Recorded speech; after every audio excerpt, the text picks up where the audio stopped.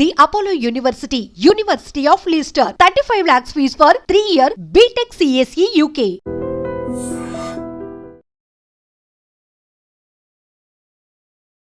రాబోయే 4-5 రోజుల పాటు భారీ వర్షాలు ఉండబోతున్నాయి. 2 తెలుగు రాష్ట్రాలకు వెదర్ అప్డేట్ ఒకటి అందుతోంది అనేది ప్రస్తుతం బాగా సర్క్యులేట్ అవుతున్నటువంటి పరిస్థితి అయితే ఉంది.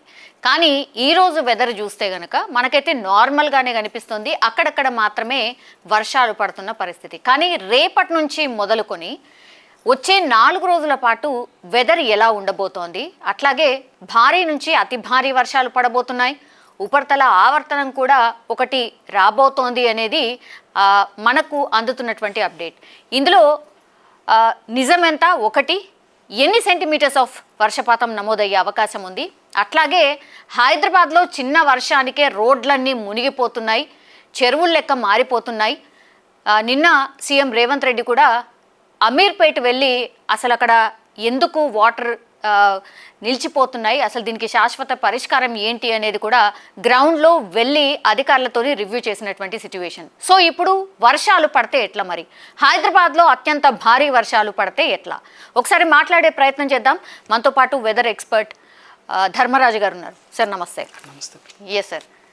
సార్ ఈరోజు అయితే పెద్దగా ఏం వర్షం లాగానైతే అనిపించట్లేదు. సరే 2-3 రోజుల నుంచి కూడా మనకు అక్కడక్కడనైతే వర్షాలు పడుతున్నాయి. రాబోయే 3-4 రోజుల పాటు ఎట్లా ఉండొచ్చు, వెదర్ రిపోర్ట్ ఏంటి సార్? ప్రస్తుతం కనుక తెలంగాణ రాష్ట్రంలో కనుక చూసుకున్నట్లయితే ఈరోజు మనకి ఉన్నటువంటి ఒక ఉపరితల చక్రవాక ప్రభావం అనేది ప్రస్తుతం కోస్టల్ తీరం గుండా ఇటు తెలంగాణ రాష్ట్రం వైపు ప్రస్తుతం ఇది కొనసాగుతుంది. కాబట్టి మనకి ఈరోజు ఒక 5 చోట్ల మనం భారీ వర్ష సూచనలు అనేవి జారీ చేయడం జరిగింది. సో ఈ రోజు రేపు కూడా కొంచెం వర్ష సూచన అనేది కొన్ని జిల్లాల్లో భారీ వర్షం ఉన్నప్పటికీ కూడా రానున్న రోజుల్లో క్రమేపీ 13 నుంచి కూడా చూసుకున్నట్లయితే ఇటు పశ్చిమ మధ్య బంగాళాఖాతంలో ఏర్పడేటువంటి అల్పపీడన ప్రభావం వల్ల ఈ యొక్క వర్ష తీవ్రత అనేది క్రమేపీ పెరిగే అవకాశం అయితే కనిపిస్తుంది.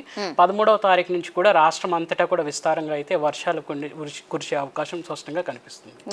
మేలో చాలా పెద్ద ఎత్తున వర్షాలు వచ్చినాయి సార్. ఆ తర్వాత అంతగా వర్షాలు అయితే పడలేదు ఇప్పటి వరకు. నిజంగా చెప్పాలంటే రైనీ సీజన్ వర్షాలు అసలు ఇంకా పడనే లేదు సార్. సో ఇప్పుడైనా సరే మీరు చెప్తున్నటువంటి డేట్లో నిజంగా వర్షాకాలం వర్షాలు చూడొచ్చా?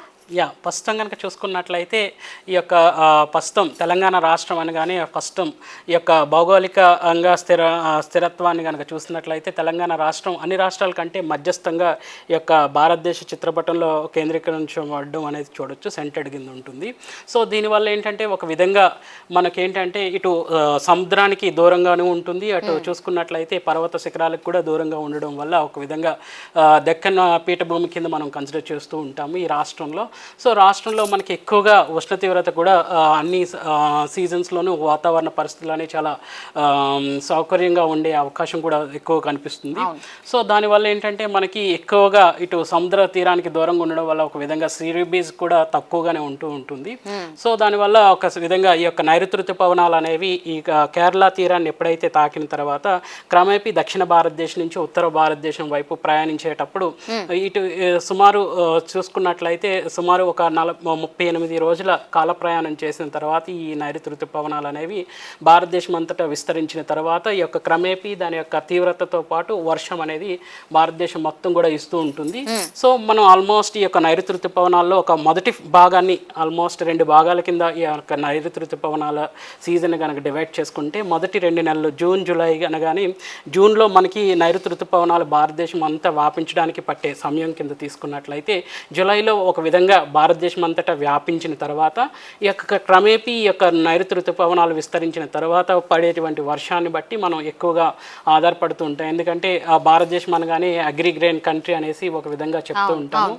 మ్యాక్సిమం ఎకానమీ కూడా ఈ యొక్క అగ్రికల్చర్ ప్రొడక్షన్ నుంచే మనకి ఎక్కువ వస్తుంది. కాబట్టి ఈ ఎక్కువగా దేశం ఆర్థికం అనేది కూడా ఈ యొక్క వర్షాన్ని బేస్ చేసుకుని మనకి పంటలు బాగా పండడం వల్ల మనకి ఎక్కువగా డబ్బులు కానీ ఆర్థిక వ్యవస్థ అనేది కూడా డిపెండ్ అయి ఉంటుంది. సో ఒక ప్రథమ భాగం ముగించుకునే ఒక విధంగా ద్వితీయ భాగంలో మనం ఎంటర్ అయి ఉన్నాము. సో ఆగస్టులో మనకి ఇన్ జనరల్గా చూసుకున్నట్లయితే ఎక్కువగా బ్రేక్స్ ఉంటాయి. అట్ ద సేమ్ టైం ఈ యొక్క రెయిన్ఫాల్ ఇంటెన్సిటీస్ కూడా ఎక్కువగా కనిపిస్తుంటాయి. ప్రస్తుతం కనుక చూసుకున్నట్లయితే నైరుతి ఋతుపవనాల్లో ద్రోణులు, అల్పపీడనాలు, ఒక విధంగా ఉపరితల చక్రవాకాలు ఇవన్నీ కూడా ఎప్పుడైతే చురుగ్గా ఉంటాయో అప్పుడు రాష్ట్రానికి ఎక్కువగా వర్షపాతం అనేది కూడా నమోదవుతూ ఉంటుంది. జూన్లో కనుక చూసుకున్నట్లయితే మనం ఆశించిన స్థాయిలో అయితే వర్షపాతం అనేది తెలంగాణ రాష్ట్రంలో ఒక నమోదు అవ్వలేదని చెప్పొచ్చు. ఒక విధంగా చూసుకున్నట్లయితే జూన్లో వర్షపాతం నమోదైన గణాంకాలు కనుక చూసుకున్నట్లయితే రాష్ట్రం అంతటా కూడా 26% మనకి డెఫిసిట్లోనే కనిపించింది. సో జూలైకి వచ్చేసరికి ఒక విధంగా చూసుకున్నట్లయితే మనకు వచ్చినటువంటి వర్షాల వల్ల ఒక విధంగా ఈ యొక్క 26% ఉన్నటువంటి లోటు 5% వచ్చినప్పటికీ కూడా ప్రస్తుతం కురిసిన వర్షాల వల్ల కూడా మనం ఇంకా ఒక విధంగా తెలంగాణ రాష్ట్రంలో కనుక చూసుకున్నట్లయితే 8% ఈ యొక్క వర్షపాతం లోటు అనేది కనిపిస్తుంది, తక్కువనే ఉంది. సో ఇప్పుడు పడే వర్షాలతోని ఆ డెఫిసిట్ అంతా పూర్తయిపోయి ఇప్పుడు ఏంటి సార్ అట్లీస్ట్ బ్యాలెన్స్ అవుతుందా ఎట్లా? ప్రస్తుతం కనుక చూసుకున్నట్లయితే ఇప్పుడు కురుస్తున్నటువంటి వర్షాలతో ఒక విధంగా ఏదైతే మనకి వర్షం లోటు అనేది ఉందో అది పూడుతుందని అనుకోవచ్చు. ప్రస్తుతం కనుక చూసుకున్నట్లయితే నిన్నటి వరకు హైదరాబాద్ కనుక చూసుకున్నట్లయితే సుమారు 64% డెఫిసిట్లో ఉండేది. ఇప్పుడు ఆల్మోస్ట్ మనం చూసుకున్నట్లయితే 34% కంటే కూడా అధికంగానే ఒక విధంగా సర్ప్లస్లోకి వచ్చేసాము. సో ఒక విధంగా చూసుకున్నట్లయితే కొన్ని జిల్లాల్లో కనుక చూసుకున్నట్లయితే మనకి వర్ష ప్రభావం వల్ల చాలా డెఫిసిట్ అనేది కొరత అనేది కనిపిస్తుంది. ముఖ్యంగా చూసుకున్నట్లయితే పెద్దపల్లి, అలాగే చూసుకున్నట్లయితే మనకి జయశంకర్ భూపాలపల్లి, ఇంకా చూసుకున్నట్లయితే నిర్మల్ 49% వర్షం ఇంకా లోటులోనే కనిపిస్తుంది. లోటులోనే ఉంది. మిగతా అన్ని బ్యాలెన్స్ అయినాయి సార్ కొంతవరకు. మిగిలిన జిల్లాల్లో కనుక చూసుకున్నట్లయితే 10% కంటే తక్కువగానే కొంచెం డెఫిసిట్ ఉన్నప్పటికీ కూడా ఒక విధంగా సర్ప్లస్ గానే కనిపిస్తున్నాయి. ఇప్పుడు ఈ మ్యాప్ ప్రకారం సార్ ఏ రోజు ఎట్లెట్లా ఉండేది అనేది ఈ మ్యాప్ సూచిస్తుంది. 11th రోజు మనం ఉన్నటువంటిది ఈ రోజు. సో ఓకే, ఎక్కడ పెద్దగా ఏం అనిపించట్లేనట్టుంది సార్. రేపటి నుంచి ఎట్లా ఉండొచ్చు ఒకసారి సార్? ముఖ్యంగా చూసుకున్నట్లయితే ప్రజలకు అందరికీ కూడా సులువుగా అర్థమయ్యే రీతిలో ఈ యొక్క కలర్స్ అనేవి ఇవ్వడం కూడా జరుగుతూ ఉంటుంది. ఒక విధంగా చెప్పాలి అంటే వాతావరణ సూచనలు, హెచ్చరికలు అనే కింద తీసుకోవచ్చు ఈ మ్యాప్స్ అనేవి.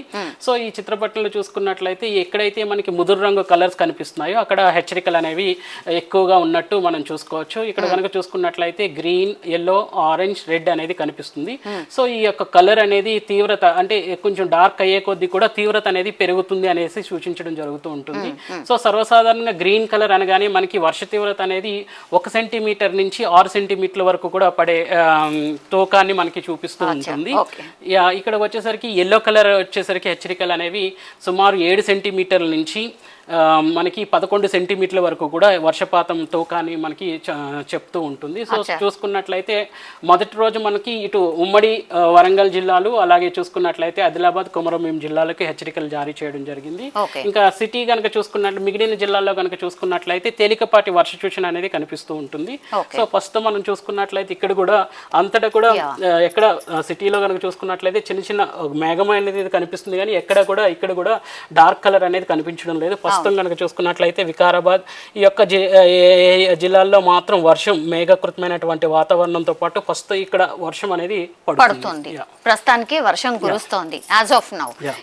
నెక్స్ట్ డే సార్ ఇది గంటకు వస్తుంది సార్ ఈ అప్డేట్ ఎట్లా? ఎవ్రీ 15 నిమిషాలకి మనకి ఈ యొక్క అప్డేట్ అనేది ఈ రాడార్ పిక్చర్స్ ద్వారా ఎక్కడ మేఘం కేంద్రీకృతమైంది, అది ఏ విధంగా కదులుతుంది, తర్వాత దట్టమైన మేఘాలు అంటే దాని యొక్క ఎత్తు, పరిమాణం ఏ విధంగా స్ప్రెడ్ అయి ఉంటుంది అనే దాన్ని బేస్ చేసుకుని మనం ఎప్పటికప్పుడు ఆ జిల్లాల్లో ఉన్నటువంటి జిల్లాలు కానీ ఏరియాలు కానీ ఉన్నటువంటి వారికి హెచ్చరికలకి ఇది ఎంతగానో ఉపయోగపడుతూ ఉంటుంది.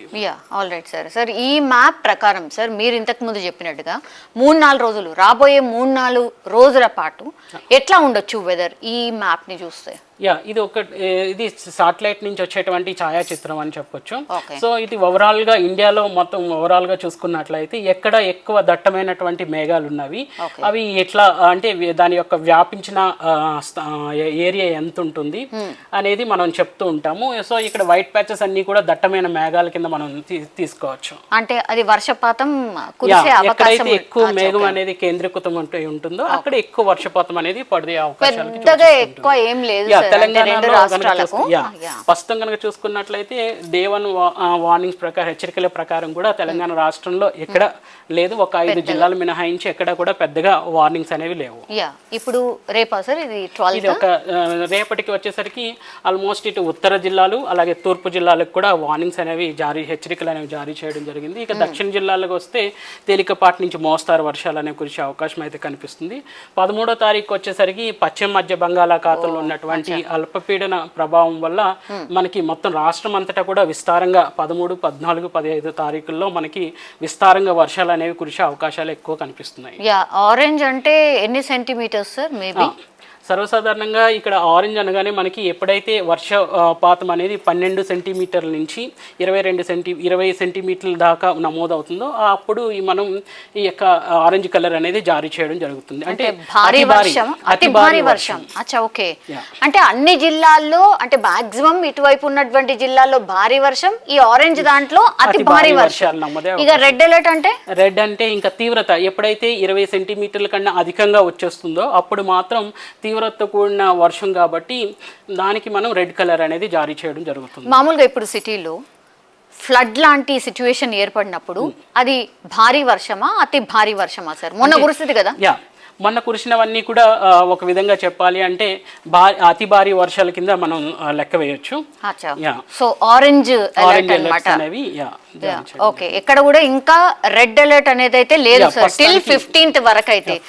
కానీ ఒక ప్రచారం అయితే జరుగుతోంది సార్, 15th తారీఖు నాడు మాత్రం భారీ అతి భారీ వర్షాలు, రెడ్ అలర్ట్, ఇట్లాంటిది మాత్రం ఫ్లడ్ ఏర్పడొచ్చు, ఇట్లాంటిది మాత్రం పెద్ద ఎత్తున ప్రచారమా లేకపోతే నిజంగా సిచ్యువేషన్ రావచ్చా సార్? ప్రస్తుతం కనుక చూసుకున్నట్లయితే ప్రస్తుతం మనకి 13వ తారీఖున మాత్రం వాతావరణం అనేది కొంచెం తీవ్రత స్థాయిలో అయితే వర్షపాతం అనేది నమోదయ్యే అవకాశం అయితే కనిపిస్తుంది. దీని యొక్క తీవ్రతను బట్టి ఎప్పటికప్పుడు ఈ హెచ్చరికలు కూడా మారుతూ ఉంటాయా? ఐ థాట్ సేమ్ ఇట్లాగే ఉంటదేమో. లేదు, మారుతూ ఉంటుంది ఎప్పటికప్పుడు. మన రాష్ట్రం మీదకి ఎంత మేఘకృతమైనటువంటి వాతావరణం వస్తుంది, గాలి తీవ్రత ఏ విధంగా ఉంది, దాని ప్రకారం మనం ఎప్పటికప్పుడు ఈ కలర్ వార్నింగ్స్ కూడా ముందస్తుగానే మార్చి ఎప్పటికప్పుడు పబ్లిక్ డొమైన్కి అందుబాటులో సమాచారం ఉంచుతుంటాం. సార్ ఆల్ ఆఫ్ సడన్ ఎందుకని కుంభవృష్టి లాగా కురిసి వెళ్తోంది? ఎస్పెషల్లీ హైదరాబాద్లో మొన్న చూసినాం కదా, ఒక 2 hours కురిస్తేనే అమీర్పేట్ మునిగిపోయింది. సో అట్లాంటి సిచ్యువేషన్ కనీసం ఒక గంట ముందు తెలిసే అవకాశం ఉంటుందా మనకి? మనం సర్వసాధారణంగా చూసుకున్నట్లయితే ఇట్లా భారీ వర్షాలు వస్తున్నాయి అనేది ఈ రోజు చూసుకున్నట్లయితే 11వ తారీఖు నుంచే మనం ముందస్తుగానే హెచ్చరికలు అనేవి జారీ చేస్తున్నాం. సో ముందస్తుగానే జారీ చేయడం వల్ల ఏంటంటే మనం తీవ్రత యొక్క వచ్చే వర్ష తీవ్రతను మనం తగ్గించలేం, కానీ ప్రజలు నష్టం వాటిల్లకుండా అట్లీస్ట్ కొంతలో కొంత మనం కాపాడగలిగిన వారం అవుతూ ఉంటాం. అప్రమత్తత మాత్రం. సో హైదరాబాద్ లో కూడా ఖచ్చితంగా భారీ నుంచి అతి భారీ వర్షమే ఉండబోతోంది. సార్ ఎట్లాంటి సేఫ్టీ మెజర్స్ తీసుకోబోతున్నారు? అండ్ మీరు ప్రభుత్వానికి ఐ థింక్ మీరు సమ్ నివేదికనో లేకపోతే సమ్ అలర్ట్స్ ఇచ్చుంటారు కదా, ఏం అలర్ట్స్ ఇచ్చారు సార్? ఎన్ని డేస్ ఇచ్చారు? ప్రస్తుతం నుంచి కూడా వర్ష తీవ్రత అనేది క్రమేపీ పెరిగే అవకాశం కనిపిస్తుంది కాబట్టి ముందస్తుగానే ఈ యొక్క సమాచారాన్ని అనేది ఆయా శాఖల వారికి తెలియచేయడం జరుగుతుంది.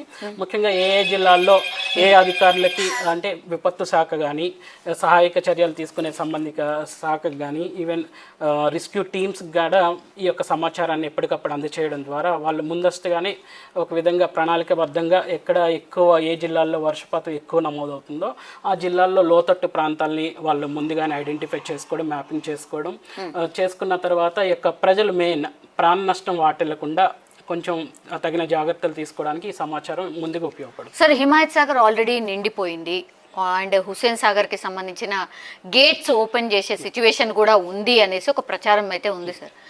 సో ఏం జరగచ్చు అంటే కనుక చూసుకున్నట్లయితే గత మనకి జూన్ జూలైలో కూడా ఆశించిన స్థాయిలో వర్షాలు రానప్పటికీ కూడా ఇటు పై భాగంలో ఉన్నటువంటి మధ్యస్థ భారతదేశంలో ఎక్కువ వర్షాలు అనేవి రావడం అనేది జరిగింది.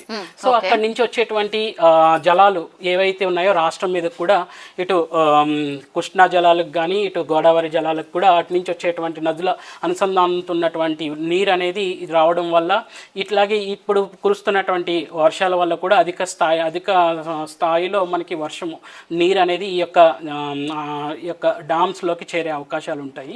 సాగర్ డ్యామ్ కూడా ఐ థింక్ గేట్స్ ఓపెన్ చేసినట్టున్నారు సార్. ఎక్కడ ఎట్లాంటి సిచ్యువేషన్ రావచ్చు సార్? డ్యామ్స్ దగ్గర కూడా కావచ్చు. ముఖ్యంగా అదే చెప్తున్నాం, ముఖ్యంగా ఈ యొక్క హెచ్చరికలు అనేవి ఒక విధంగా వాళ్ళకి ఏంటంటే ఎక్కడైతే మనకి పురాతనమైనటువంటి శిథిలావస్థలో ఉన్నటువంటి బిల్డింగ్స్ ఉన్నాయి, తర్వాతే కొంచెం విధంగా చెప్పాలి అంటే రైతులకు కానీ ఇంకా చూసుకున్నట్లయితే ఇటు పవర్ సెక్టార్స్ కానీ ఈ డామ్స్ కానీ ఎప్పటికప్పుడు హెచ్చరికలు అనేవి రైతాంగానికి, ఇటు సెంట్రల్ వాటర్ కమిషన్ కూడా మేము హెచ్చరికలు అనేవి ఎప్పటికప్పుడు ఈ యొక్క హెచ్చరికలు జారీ చేయడం జరుగుతుంది. కాకపోతే వాళ్ళకి వచ్చేసరికి ఈ డామ్స్కి రిలేటెడ్ ఉన్నటువంటి గోదావరికి అనుసంధానమైనటువంటి నదుల గురించి వాళ్ళకి సమాచారం చేయడం జరుగుతుంటుంది. Yeah, all right sir. So రానున్న 2-3 డేస్ ఓవరాల్గా ఎట్లాంటి సిచ్యువేషన్ ఉండొచ్చు సార్? ఎంత అప్రమత్తంగా ఉండాలి ప్రజలకు ఒక్కసారి సార్? యా, ముఖ్యంగా చూసుకున్నట్లయితే 11-12 తారీఖుల్లో మనకి ఈ రాష్ట్రంలో కనుక చూసుకున్నట్లయితే తేలికపాటి నుంచి మోస్తారు వర్షాలు కురుస్తాయి. అక్కడక్కడ కొన్ని జిల్లాల్లో మాత్రం భారీ వర్షాలకి ఛాన్స్ ఉంది కాబట్టి ఆ యొక్క జిల్లాలకు మాత్రం ఎల్లో హెచ్చరికలు అనేవి జారీ చేయడం జరిగింది. 13వ తారీఖు నుంచి వర్ష తీవ్రత అనేది క్రమేపీ పెరిగే అవకాశం అయితే కనిపిస్తుంది. ముఖ్యంగా పశ్చిమ బంగాళాఖాతంలో ఏర్పడినటువంటి అల్పపీడనం ఏదైతే ఉందో అది తీవ్ర స్థాయిలో ఉంటే మాత్రం మనకి ఎక్కువ తీవ్రతతో కూడినటువంటి వర్షం కూడా ఉండే అవకాశం అయితే కనిపిస్తుంది. ప్రస్తుతం కనుక చూసుకున్నట్లయితే కొన్ని జిల్లాలకు ఎల్లో హెచ్చరికలు, కొన్ని జిల్లాలకు ఆరెంజ్ హెచ్చరికలు కూడా జారీ చేయడం జరిగింది. సో ఈ యొక్క వర్ష తీవ్రత ప్రభావాన్ని బట్టి ఈ యొక్క హెచ్చరికల యొక్క రంగు కూడా, హెచ్చరికల యొక్క కలర్ కూడా మార్చి ఆయా శాఖల వారికి ఎప్పటికప్పుడు అందించడం జరుగుతూ ఉంటుంది. Thank you so much sir. So మొత్తం మీద అది డెఫినెట్లీ భారీ నుంచి అతి భారీ వర్షాలు అయితే ఉండబోతున్నాయి. తెలంగాణ రాష్ట్రంలో నైరుతి ఋతుపవనాలకు సంబంధించి పెద్దగా వర్షపాతం ఇప్పటి వరకు నమోదు కాలేదు, కానీ ఈ వీక్లో మాత్రం అతి భారీ వర్షాలు పడే అవకాశం ఉంది యాజ్ ఆఫ్ నౌ. కానీ రేపటి వరకు మళ్ళీ ఇంకో అప్డేట్ రావచ్చు. వర్షాలు అయితే పక్కా, కానీ రెడ్ అలర్ట్ ఉంటుందా అనేది ఇప్పటి వరకు అయితే రెడ్ అలర్ట్ లేదు, బట్ మేబీ రెడ్ అలర్ట్ కూడా ఉండొచ్చు, ఫ్లడ్ సిచ్యువేషన్ కూడా ఉండొచ్చు అని వెదర్ ఎక్స్పర్ట్స్ అయితే చెప్తున్నటువంటి సిచ్యువేషన్ అయితే కనిపిస్తోంది. రేపటి వరకు అయితే తేలికపాటి వర్షాలు ఉంటాయి, కానీ ఎల్లుండి నుంచి మాత్రం భారీ నుంచి అతి భారీ వర్షాలు పడే అవకాశం అయితే కనిపిస్తోంది. దానికి తగ్గట్టుగానే రాష్ట్ర సర్కార్ కావచ్చు, లేకపోతే ఈ డిఆర్ఎఫ్ కానీ ఎన్డీఆర్ఎఫ్ సిబ్బందిని కూడా అలర్ట్గా పెట్టినటువంటి సిచ్యువేషన్ అయితే కనిపిస్తోంది. సో ప్రిపేర్డ్గా రాష్ట్ర సర్కార్ కూడా ఈ వర్షాలకు సిద్ధంగా ఉన్నట్టే మనమైతే అర్థం చేసుకోవచ్చు. నిజంగా ప్రస్తుతం ఉన్నటువంటి సమాజం దేనికి ప్రయారిటీ ఇస్తుంది? ఆర్థిక సంబంధాల చుట్టూ మాత్రమే తిరుగుతోంది. మళ్ళీ ఎన్నికలంగానే చాలా విరక్తి కలుగుతాను. మంచి అనిపిస్తుంది కదా, లేడీస్ కూడా ఛాలెంజింగ్ జాబ్స్ చేసినప్పుడు చాలా బాగుంటది. ట్రాఫిక్ అసిస్టెంట్స్ గా నియమించిన ట్రాన్స్జెండర్స్ అందరితో సాల్యూట్ చేయించుకుంటున్నారు. ఫుడ్ డెలివరీ ఇవ్వటానికి వెళ్ళినటువంటి డెలివరీ బాయ్ అనిల్ పై కళ్ళ ముందు